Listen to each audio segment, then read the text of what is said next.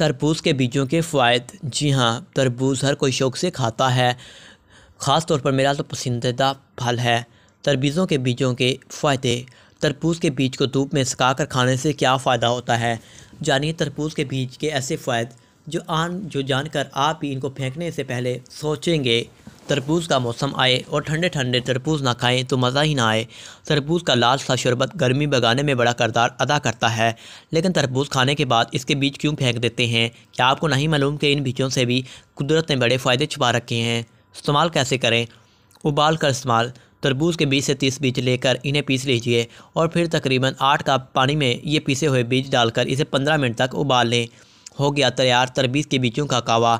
इस कहवे का चंद दिन इस्तेमाल जारी रखें, बशर्ते हर 2 दिन बाद 1 दिन का वक्फा लाजमी करें।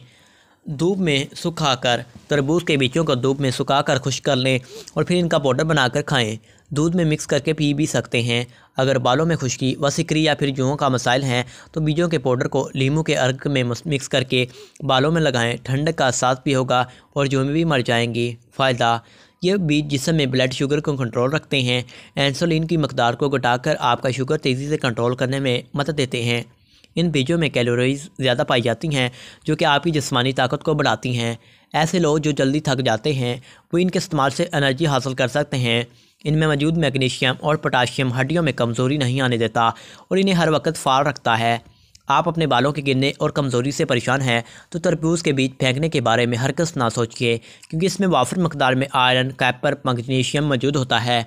और जब इसके बीजों को क्रश करके दही में मिलाकर आप बालों में लगाएंगे तो आपके बालों में दोबारा जान आ जाएगी और बाल टूटना भी कम हो जाएंगे।